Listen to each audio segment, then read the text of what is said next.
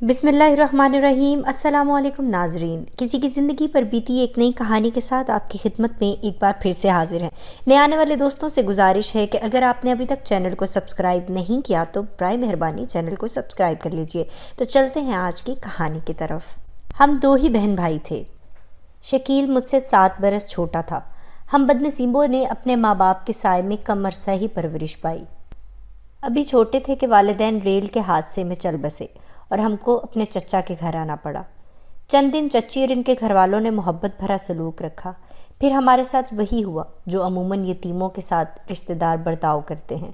وہ ہم کو سارا دن گھر کے چھوٹے موٹے کام بتاتے، پہلے احسان جتلاتے، پھر 2 وقت کی روٹی آگے رکھتے تھے۔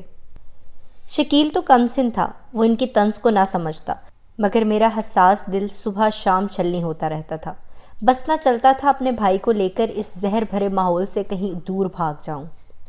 ہمارا اس گھر میں رہنا ایک مجبوری تھی اور چچی کے ہاتھ 2 وقت کے نوکر لگ گئے تھے جس پر دن رات وہ حکم چلاتی تھیں۔ ان کے 2 بچے تھے۔ جاوید مجھ سے 4-5 برس بڑا تھا اور زویا میرے بھائی شکیل کے برابر تھی۔ ان کے دونوں بچوں کے درمیان بھی ایک بڑی بیٹی تھی جو رضائے الہی سے فوت ہو گئی تھی۔ چچی اپنی مرحومہ بیٹی کو یاد کر کے روتی تھیں، مگر مجھے پیار نہ کرتی تھیں، جبکہ میرا دل ممتا کے پیار کو ترستا تھا۔ چچا ایک لاپرواہ قسم کے انسان تھے۔ وہ زیادہ تر گھر سے باہر ہوتے، ان کا وقت اپنے کاروباری امور میں گزرتا۔ انہیں کبھی اس بات کی پرواہ نہ ہوتی کہ ان کے گھر میں کیا ہو رہا ہے یا ہمارا حال کیسا ہے۔ چچی کو یہی اطمینان تھا کہ اب ہم ان کے گھر میں رہتے ہیں، 2 وقت کا کھانا مل رہا ہے اور ہم زندہ ہیں۔ اس گھر میں رہنا کانٹوں بھرے دشت میں رہنے جیسا ہی تھا۔ صرف ایک فرد ایسا تھا جو مجھ سے نرمی اور پیار سے پیش آتا تھا، اور وہ میرا چچا زاد بھائی جاوید تھا۔ اگر جاوید کا برتاؤ مجھ سے ہمدردانہ نہ ہوتا تو یقیناً میں مر گئی ہوتی۔ جلد ہی مجھ کو اس کے سہارے سے بھی وحشت ہونے لگی۔ محسوس کر لیا کہ جہاں میری ذات پر چچا زاد اتنا مہربان ہے، وہاں میرے کمسن بھائی شکیل کو نفرت بھری نگاہوں سے دیکھتا ہے۔ جاوید کا اس کے ساتھ سلوک اتنا برا تھا کہ کبھی کبھی تو میرا دل بیٹھ جاتا۔ وہ اسے نوکروں کا درجہ دیتا، ڈانٹ ٹپٹ کر بات کرتا اور ذرا سی غلطی پر بری طرح پیش آتا۔ جاوید کے اس رویے پر اب میں کھچی کھچی رہنے لگی اور میرا دل بجھ گیا۔ ایک روز اس سے کہہ ہی دیا، جاوید اگر تم میرے بھائی کے ساتھ پیار نہیں رکھو گے تو میں تم سے بات نہیں کروں گی اور تمہاری کوئی بھی بات نہیں مانوں گی۔ بظاہر تو اس نے مجھ سے وعدہ کر لیا کہ وہ شکیل کو نہیں جھڑکے گا، لیکن باطن میں اس نے اس کے لیے حقارت امیز لہجہ ہی رکھا۔ میرے بھائی سے پیار کرنا شاید اس کے بس کی بات ہی نہیں تھی۔ ہم تو ہر حال میں جینا چاہتے تھے، اسی گھر میں رہنا تھا، کوئی پیار دے یا نفرت دے دھتکارے۔ جاوید کا دم پھر بھی غنیمت تھا کہ مجھ پر اس کی نظر عنایت تھی، لیکن شکیل سبھی کو کانٹے کی طرح کھٹکتا تھا۔ چچا نے سختی سے حکم دیا تھا کہ شکیل اسکول جائے گا، تبھی وہ بیچارہ کچھ وقت گھر سے باہر اسکول میں رہ کر سکون کا سانس لے لیتا۔ اسکول سے آتے ہی سب اس کو کام بتاتے اور اتنا دوڑاتے کہ وہ ہانپ جاتا۔ چچی نے مجھے 5ویں تک پڑھنے دیا اور گھر بٹھا لیا۔ ان کو کام کاج کے لیے میری ضرورت تھی، میں لڑکی تھی۔ تبھی چچا نے میری تعلیم کا سلسلہ منقطع ہونے پر چچی سے کچھ نہ کہا، لیکن شکیل کے لیے انہوں نے نادر شاہی حکم صادر کر رکھا تھا کہ اسے پڑھنا ہے۔ جو اسے پڑھنے سے روکے گا میں اس کو گھر سے نکال دوں گا۔ صد شکر کہ میرے بھائی کا تعلیمی سلسلہ ان برے حالات میں بھی جاری رہا تھا۔ رات کو جب سب سو جاتے ہم دونوں بہن بھائی جاگتے رہتے۔ میں شکیل کو رات کو پڑھاتی تھی، دن کو تو اسے پڑھانے کی فرصت ہی نہیں ملتی۔ جاوید کا کہنا تھا تم صبح سویرے اٹھتی ہو، جلدی سو جایا کرو۔ میں اسے سمجھاتی کہ شکیل کی خاطر جاگتی ہوں، اگر اسے رات کو نہ پڑھاؤں تو کب پڑھاؤں؟ وہ نہیں پڑھے گا تو فیل ہو جائے گا۔ دن کو آپ لوگ میرے بھائی کو کاموں میں الجھائے رکھتے ہو۔ اس پر جاوید میرے موقف کی تائید کرتا تو مجھے اچھا لگتا۔ اس کا دم غنیمت تھا۔ اس گھر میں ایک فرد تو ایسا تھا جس کے رویے میں محبت محسوس ہوتی تھی، ورنہ جس گھر میں کوئی ایک فرد بھی محبت کرنے والا نہ ہو، جاوید کی توجہ ایک نعمت ہی تو تھی۔ اسی توجہ میں اپنے دکھوں سے پناہ تلاش کرتی تھی، جبکہ شکیل معصوم تھا، کچھ نہ سمجھتا تھا اور کچھ کر بھی نہیں سکتا تھا۔ ایک روز جب کہ رات کے 11 بجے تھے، میں شکیل کو پڑھا کر اپنے بستر پر سونے کے لیے لیٹ گئی، تبھی ہلکی سی آہٹ ہوئی۔ شکیل سو گیا تھا اور اس نے کمرے کی لائٹ آف بھی کر دی تھی۔ اندھیرے میں کسی کے کمرے میں داخل ہونے کا احساس ہوا تو گھبرا کر اٹھ بیٹھی۔ کون ہے؟ بے اختیار میرے منہ سے نکل گیا۔ چپ رہو، میں ہوں، جاوید نے سرگوشی کے انداز میں کہا۔ کیا بات ہے جاوید، کیوں آئے ہو؟ کیا کوئی کام ہے؟ لائٹ آن کرو۔ میں نے کہا تو وہ بولا، کوئی بات نہیں، کوئی کام نہیں، بس ویسے ہی تم کو دیکھنے چلا آیا۔ نیند نہیں آ رہی تھی بور ہو رہا تھا، سوچا تم ابھی جاگ رہی ہوگی تو تمہیں سے بات کر لوں، تم دیر تک جاگتی رہتی ہو نا اس لیے۔ اچھا تو پھر لائٹ آن کر لو، میں نے اصرار کیا۔ اس نے بتی نہ جلائی، ایسے ہی کچھ اندھیرے میں کھڑا رہا اور پھر چلا گیا۔ میں تو دن بھر کی تھکی ہوئی تھی، سارا دن گھر کے کاموں میں رات ہونے تک نڈھال ہو جاتی تھی۔ دوبارہ بستر پر لیٹی تو نیند آ گئی۔ اس کے بعد روز ہی جاوید اسی انتظار میں جاگتا رہتا کہ کب شکیل کو پڑھا کر بتی بند کروں اور شکیل نیند کی آغوش میں چلا جائے تو وہ میرے کمرے میں آ کر مجھ سے باتیں کرے۔ وہ کہتا، اس طرح اندھیرے میں جب سب سو جاتے ہیں تو تم سے باتیں کرنا بہت اچھا لگتا ہے، ایسا محسوس ہوتا ہے کہ جیسے ہم کسی دوسری دنیا میں ہوں، کسی اور سیارے میں، کسی ویران جزیرے میں۔ ذرا تصور تو کرو کسی خوبصورت جزیرے کا جہاں سامنے سمندر ہو چاروں طرف اور ہم سمندر میں خشکی کے ایک سرسبز ٹکڑے پر بیٹھے ہوں۔ غرض وہ اس قسم کی باتیں کرتا مجھے تصورات کے جہان میں لے جانے کو، جبکہ مجھے سخت نیند آ رہی ہوتی تھی، لیکن میں مروت میں اس کی اوٹ پٹانگ باتیں سنتی رہتی۔ ایک شام جب کہ ایک قریبی رشتہ دار کے گھر میں شادی تھی اور سب وہاں چلے گئے، میں اور شکیل گھر پر تھے۔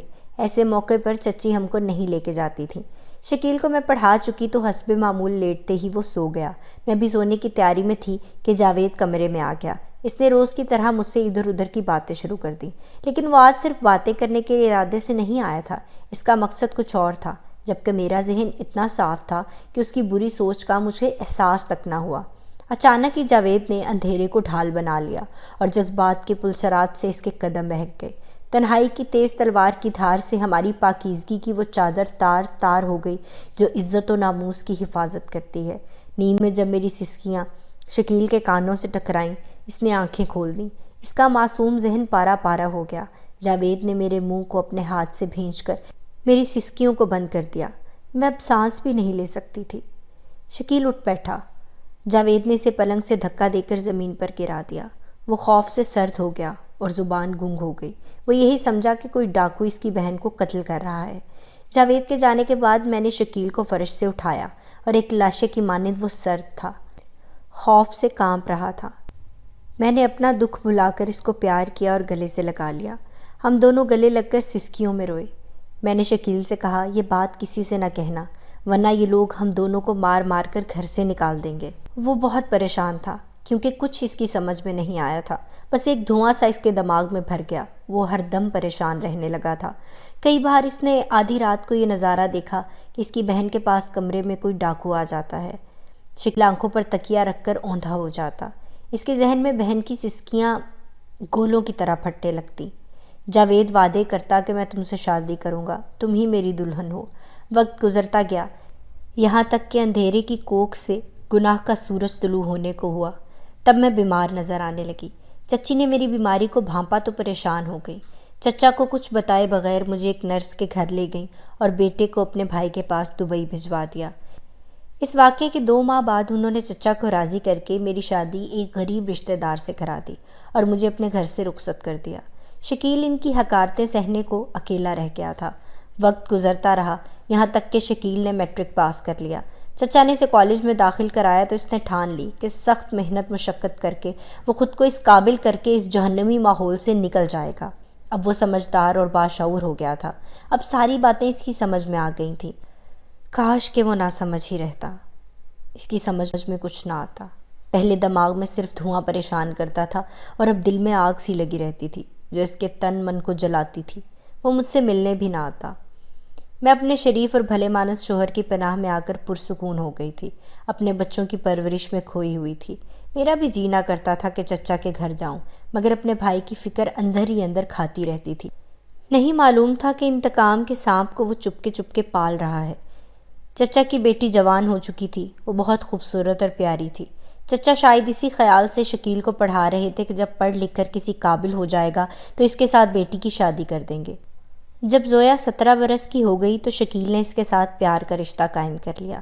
وہ ناسمجھ میرے بھائی کے پیار میں دیوانی ہو گئی، چپکے اس کی محبت میں سرشار رہنے لگی۔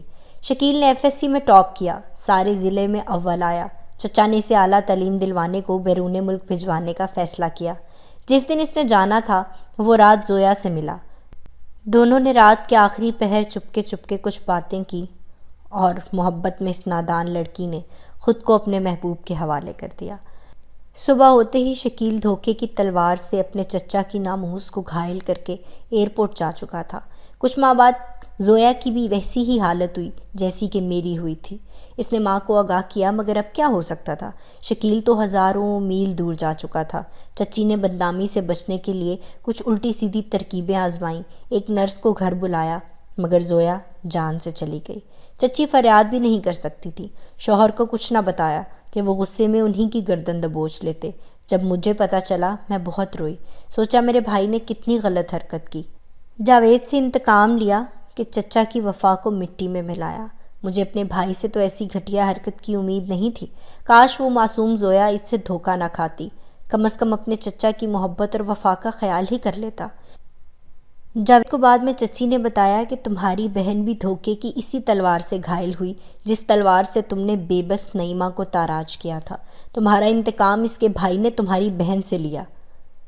جاوید ضرور غم و غصے کے الاؤ میں جلا ہوگا، لیکن جیسی کرنی ویسی بھرنی کی مثال بھی اسے یاد آئی ہوگی۔ اس سارے المیے میں سب سے زیادہ افسوسناک بات یہ ہوئی کہ میرا بھائی پھر کبھی لوٹ کر نہ آیا اور میں اس کی صورت تک دیکھنے کو ترس گئی۔ تو ناظرین، یہ تھی آج کی کہانی۔ اگر آپ کو ہماری کہانی پسند آئی ہے تو اسے لائک کیجئے، شیئر کیجئے، کامنٹ باکس میں اپنی رائے کا اظہار ضرور کیجئے، اور اگلی کہانی تک کے لیے مجھے اجازت دیجئے۔ اللہ حافظ۔